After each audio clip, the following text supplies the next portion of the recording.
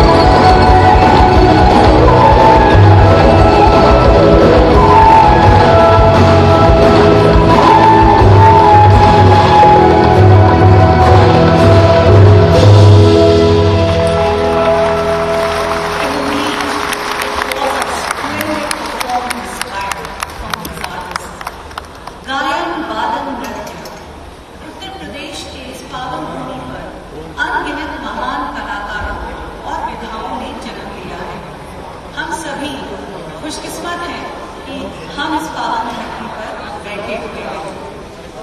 अब बात करते हैं नृत्य की।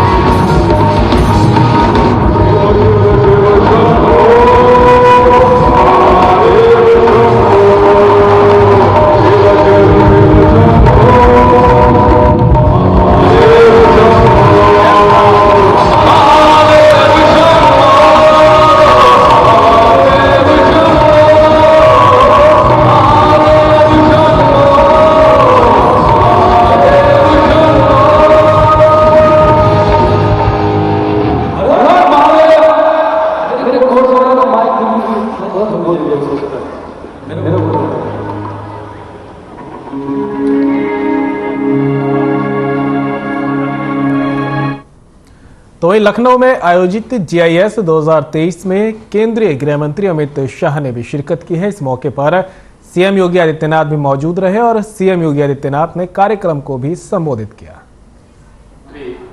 श्री ब्रजेश पाठक जी,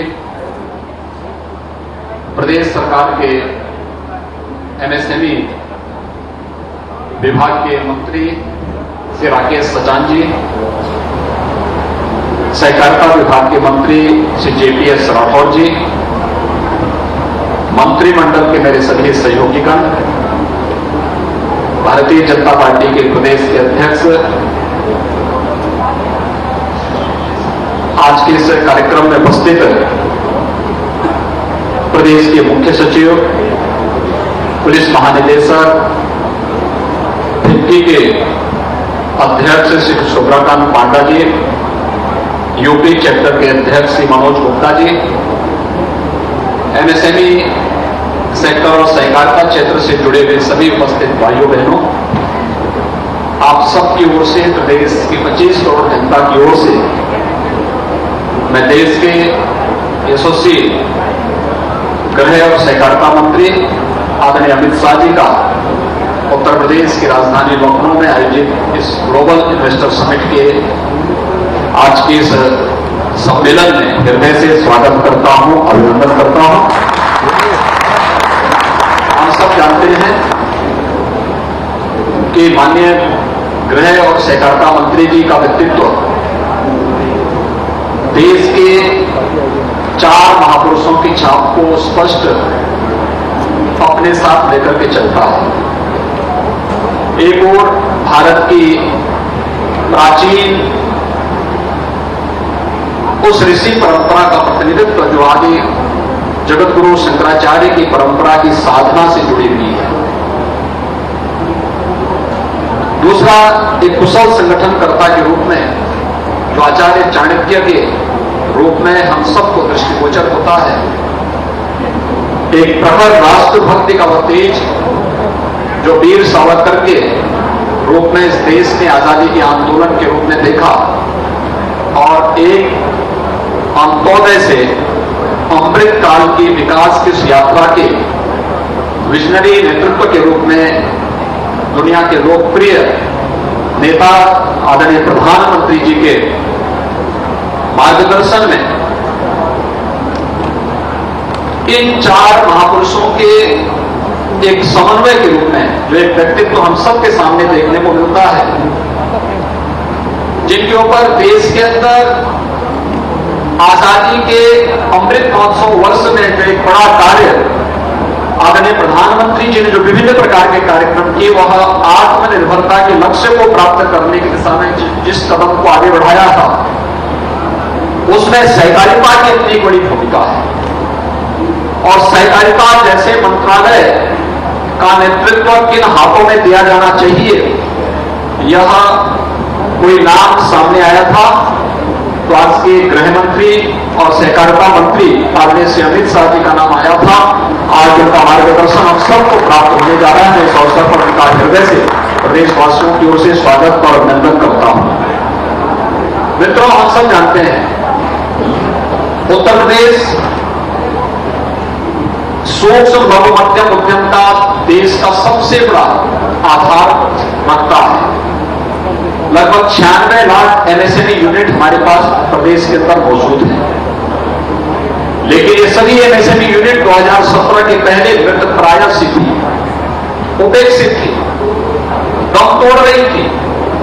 लोग इसे बंद करके पलायन की ओर जा रहे थे।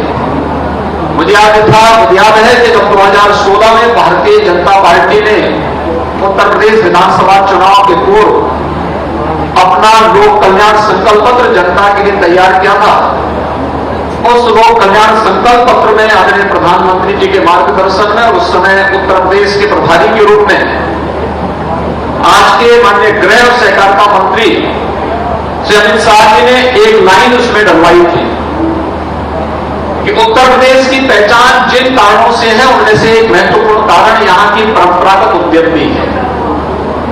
इस परंपरागत उद्यम के लिए प्रदेश में सरकार बनने पर हम विशेष कार्य योजना बनाएंगे और विशेष कार्य योजना जब 2017 में प्रदेश में भारतीय जनता पार्टी नेतृत्व की सरकार बनी तो उसी परंपरागत उद्यम को जो सूक्ष्म लघु मध्यम उद्यम का 96 लाख से अधिक यूनिट उत्तर प्रदेश के अंदर है, इसे प्रोत्साहित करने के लिए जिस एक योजना को सरकार प्रदेश के अंदर लेके आई थी, डबल इंजन सरकार लेकर के आई थी, वही आज वन डिस्ट्रिक्ट वन प्रोडक्ट के रूप में आत्मनिर्भर भारत की वह आधारशिला बनी है, जो आदरणीय प्रधानमंत्री जी के मार्गदर्शन और उनकी प्रेरणा से आज प्रदेश की एक लोकप्रिय योजना बन चुकी है और जिसने उत्तर प्रदेश के एक्सपोर्ट को लगभग दोगुना करने में सफलता प्राप्त की है। मुझे याद है कोरोना कालखंड में बड़े पैमाने पर प्रदेश में कामगार और श्रमिक आ रहे थे और कामगार और श्रमिक के बारे में हर व्यक्ति चिंतित था कि वास्तव में एक तरफ कोरोना महामारी और देश की सबसे बड़ी कंपनी के मालिक मुकेश अंबानी ने अगले 4 सालों के दौरान उत्तर प्रदेश में 75,000 करोड़ के निवेश की घोषणा की है। इस निवेश से करीब 1 लाख नए रोजगार पैदा होने का अनुमान है। लखनऊ में आयोजित यूपी ग्लोबल इन्वेस्टर समिट में बोलते हुए मुकेश अंबानी ने दावा किया कि 5 सालों के भीतर ही उत्तर प्रदेश $1 ट्रिलियन की अर्थव्यवस्था बन जाएगा। उत्तर प्रदेश में अब तक की सबसे बड़ी अक्षय ऊर्जा परियोजना होगी। कंपनी ने यूपी में बायोगैस एनर्जी बिजनेस में उतरने की घोषणा भी की। इस पर मुकेश अंबानी ने कहा कि बायोगैस से पर्यावरण में सुधार तो होगा ही, किसानों को भी बड़ा लाभ होगा। हमारे किसान अन्नदाता तो है ही, अब ऊर्जादाता भी बनेंगे। राज्य के गांवों और छोटे शहरों में किफायती शिक्षा और स्वास्थ्य सेवा के लिए रिलायंस ने जियो प्लेटफॉर्म के माध्यम से 2 पायलट प्रोजेक्ट जियो स्कूल और जियो AI डॉक्टर की भी घोषणा की है।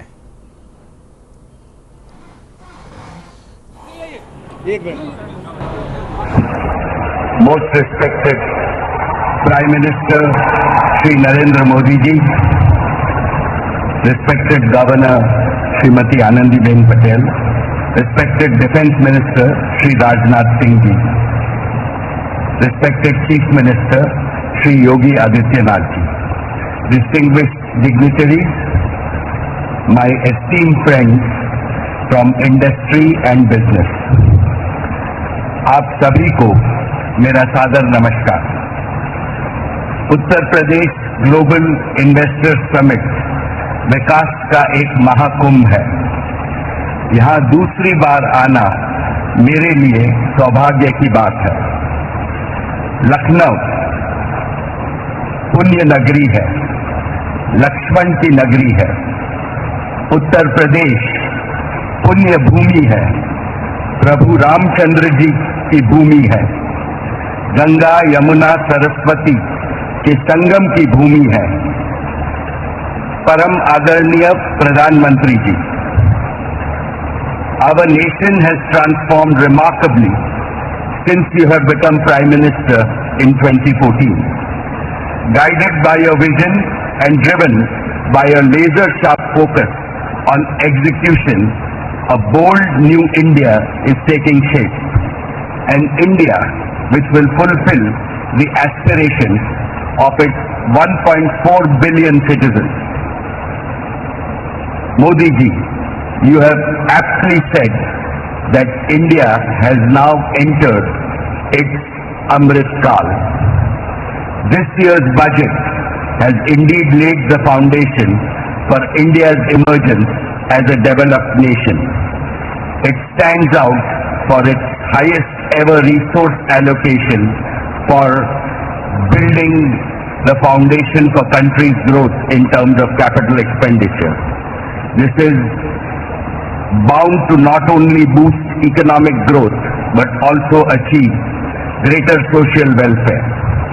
I am confident that India is on a very strong growth path, and there are 4 main reasons for my conviction. First, Indians are embracing technology at a rate unseen even in the developed world. For example, as we speak, this year, 2023, India is rolling out the fastest 5G network through the length and breadth of our country. Second, India has the world's largest population of youth. Our youth is brimming with entrepreneurial energy and passion. Their innovations and ideas will take the world by storm. Third, thanks to your far-sighted leadership, regional imbalances are fast disappearing. Uttar Pradesh is a shining example of this.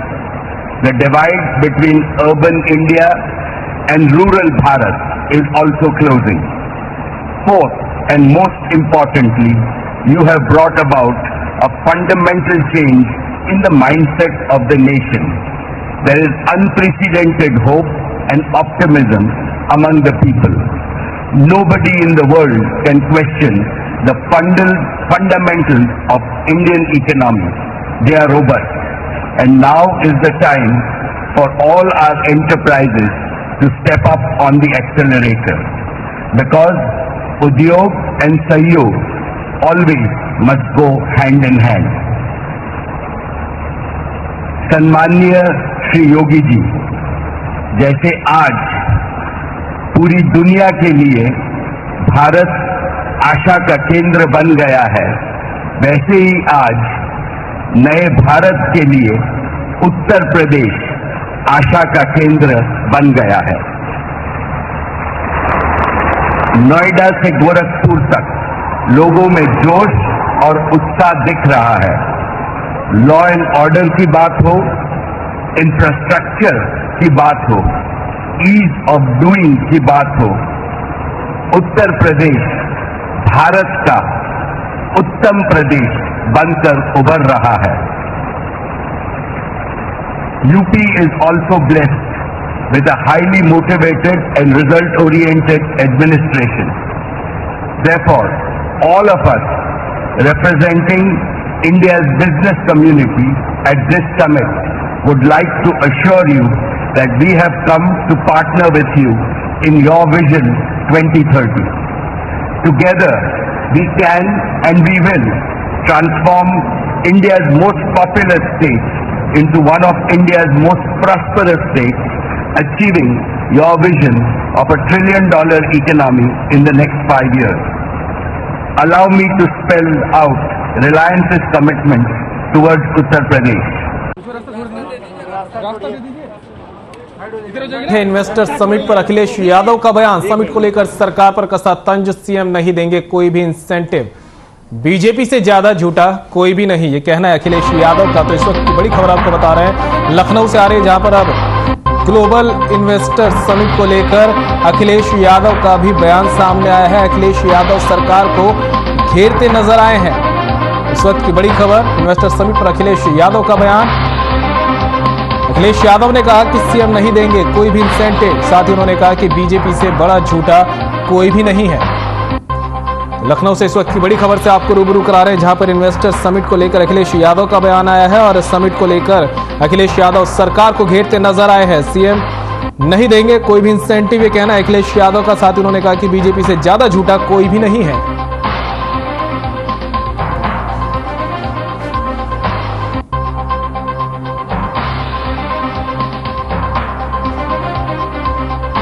सवाल धर्म का नहीं है, सवाल investment meet से नौकरी रोजगार का है। ये जो इन्वेस्टमेंट आ रहा है इसमें इंसेंटिव क्या देंगे? जो कारखाना उद्योग लगाने आ रहे हैं आखिर उन्हें मिलेगा क्या? उन्हें मिलेगा क्या?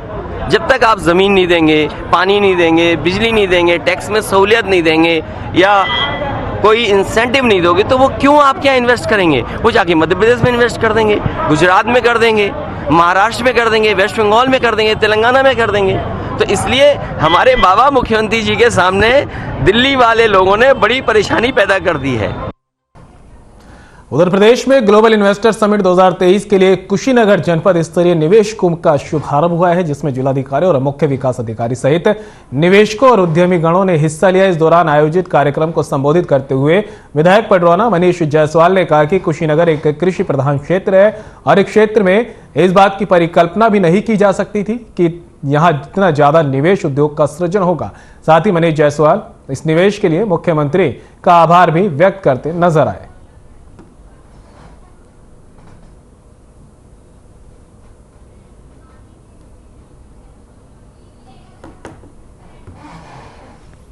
बिजनौर में नाबालिग युवती के साथ गांव के मुखिया ने अपने भतीजे के साथ मिलकर दुष्कर्म किया और उसके बाद अज्ञात बाइक सवार से एक्सीडेंट करवाकर नहर में गिराने की कोशिश की। मामले की सूचना मिलते ही पुलिस मौके पर पहुंची और गोताखोरों के जरिए युवती की नहर में तलाश शुरू कर दी। बता दें कि नाबालिग दुष्कर्म पीड़िता अपने जीजा के साथ मेडिकल परीक्षण कराकर घर वापस लौट रही थी। इसी दौरान नहर पुल की रेलिंग के पास एक अज्ञात बाइक ने साइड मार दी, जिसके कारण बाइक पर बैठी युवती उछलकर नीचे नहर में जा गिरी। फिलहाल पुलिस सड़क हादसा और कत्ल की साजिश दोनों पहलुओं पर गहनता से जांच कर रही है।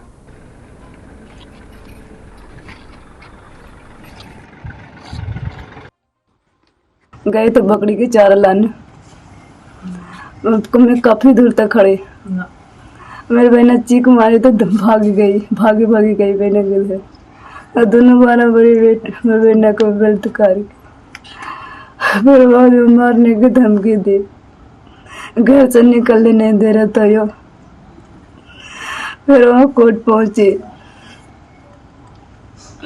कोर्ट पहुंच गया, मेरे को रपट कर आदेश भी आ गई। मेरे बहन गई थाना, बुलाई थाना में गए, थाना में बस सब हो गई।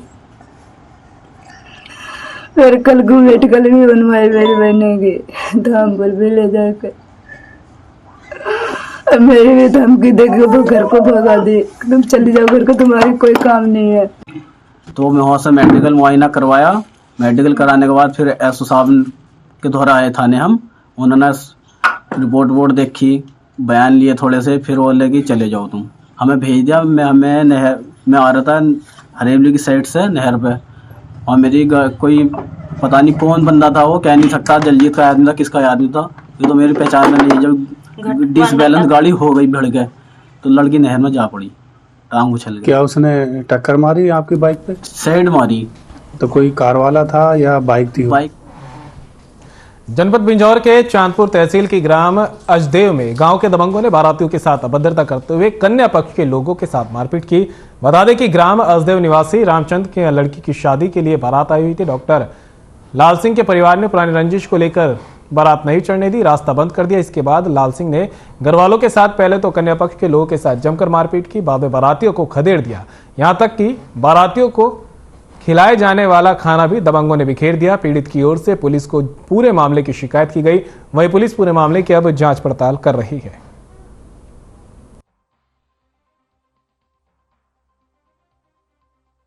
ये साहब हमारी मौसेर लड़की की शादी, हम शादी में आए हुए थे, तो जब बारात आई, लाल सिंह डॉक्टर है, वो पी खा रहे थे, 4-5 आदमी और थे उनके साथ में बैठे हुए। तो हमारे मौसा, हमने बुजुर्ग छोड़ रखे थे वहाँ बारात चढ़वाने के लिए। जैसे मौसा वौसा गए कजर था, तो डॉक्टर लाल सिंह बोला नहीं इसे बारात को बंद करो, गाली उली देकर उसने कहा, और मतलब डंडा लाया अंदर से निकाल के हमारे मौसा के पैर में मार दिया, ये गिर गए बुढ़े हाथ। कितने लोगों को चोट है आपके? 2 आदमियों की चोट है।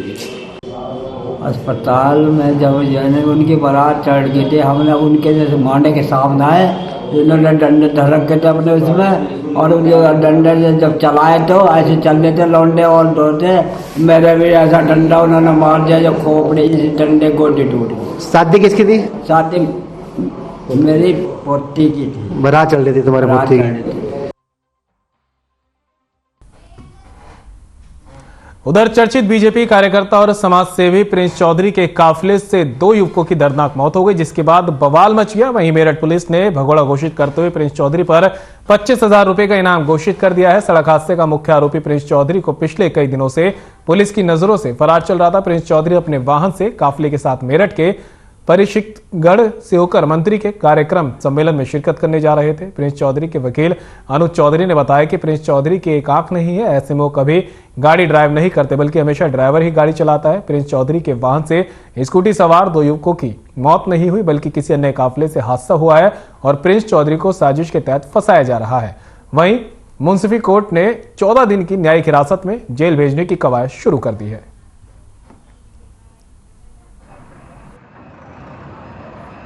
अनुज चौधरी एडवोकेट। चौधरी क्या मामला था ये मामला जी 30 तारीख में ये प्रिंस चौधरी जो किला परीक्षितगढ़ थाना है उसके पास में गांव है खजूरी, वहाँ एक पब्लिक स्कूल है, उसका एनुअल फंक्शन था।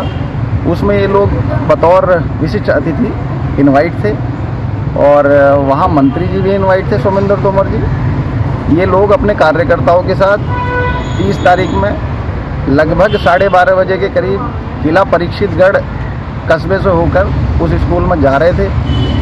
तो वहाँ इनके काफिले में जो दूसरी गाड़ी पीछे चल रही थी, उस गाड़ी के सामने वो स्कूटी सवार बच्चे टकरा गए थे।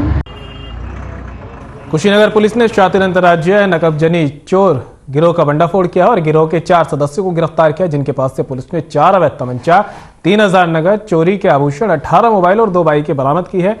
जब्त किए गए कुल सामान की कीमत करीब 6 लाख रुपए बताई जा रही है। प्रभारी निरीक्षक थाना कोतवाली पडरौना, प्रभारी निरीक्षक थाना खड्डा, निरीक्षक प्रभारी साइबर सेल और थाना जठा बाजार के संयुक्त प्रयास द्वारा बलूचा तिराहा, बावली चौक, रामकोला, पडनौरा रोड के पास से अंतर्राज्यीय नकबजनी और चोर गैंग का पर्दाफाश करते हुए गैंग के सरगना सहित कुल 4 नफर शातिर चोर को गिरफ्तार किया गया।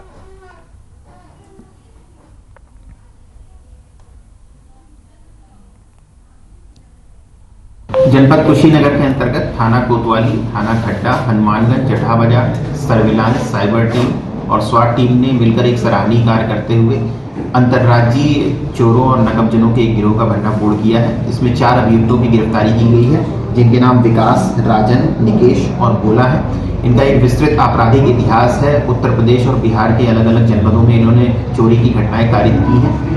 इनके पास से 18 चोरी के मोबाइल बरामद हुए हैं, 30,000 रुपए कैश बरामद हुआ है। इसके अलावा 6 लाख रुपए से अधिक के गहने बरामद हुए हैं, जो इन्होंने अलग अलग जगहों से चोरी किए थे। साथ ही साथ घटना में जो प्रयुक्त इनके द्वारा उपकरण है, चोरी के उपकरण है, वो भी बरामद किए गए हैं और इनके पास से 4 अवैध तमंचे की भी बरामदगी की गई है।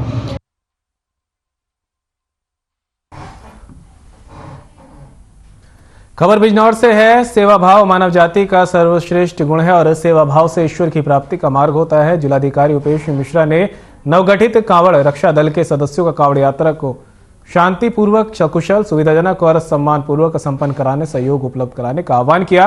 उन्होंने आश्वस्त करते हुए कहा कि कांवड़ यात्रा के संबंध में आने वाली सभी समस्याओं के निराकरण के लिए उनको जिला प्रशासन और पुलिस प्रशासन की ओर से हर स्तर पर सहयोग उपलब्ध कराया जाएगा। पुलिस अधीक्षक दिनेश सिंह ने कहा कि आप भी पुलिस की तरह आम नागरिक हैं, अंतर केवल इतना है कि आप बिना वर्दी के पुलिस के सहयोग के रूप में अपने दायित्वों का निर्वहन करेंगे। उन्होंने कांवड़ रक्षा दल के सदस्यों को जानकारी देते हुए बताया कि सभी के कार्य क्षेत्रों का चिन्हीकरण कर दिया गया है, जहां उन्हें ड्यूटी देनी है। उन्होंने आशा व्यक्त करते हुए कहा कि सभी दल के सदस्य कांवड़ यात्रा को सकुशल और सुविधाजनक बनाने में कुशलतापूर्वक अपनी भूमिका निभाएंगे।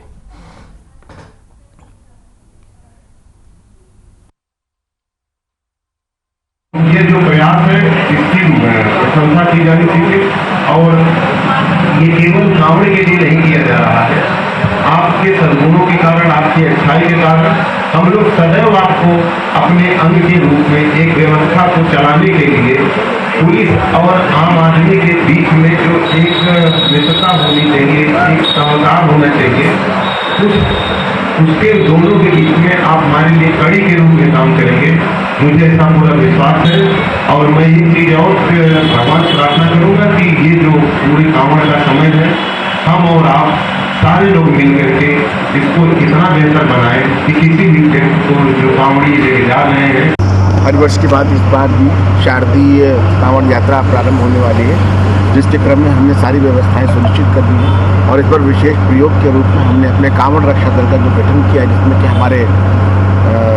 हमारे यहाँ के जो सामान्य उत्तरदायित्वपूर्ण जिम्मेदारी से भरे हुए हमारे नागरिक हैं, जो इस व्यवस्था में हर बार बढ़ चढ़ के सहयोग देते हैं, उनको हम संस्थागत रूप से उनका सहयोग प्राप्त कर रहे हैं। हमने सारी व्यवस्थाएं सुनिश्चित कर ली हैं। परसों से हमारा कंट्रोल रूम चालू हो जाएगा। और फिलहाल बुलेटिन में इतना ही। दीजिए इजाजत। नमस्कार।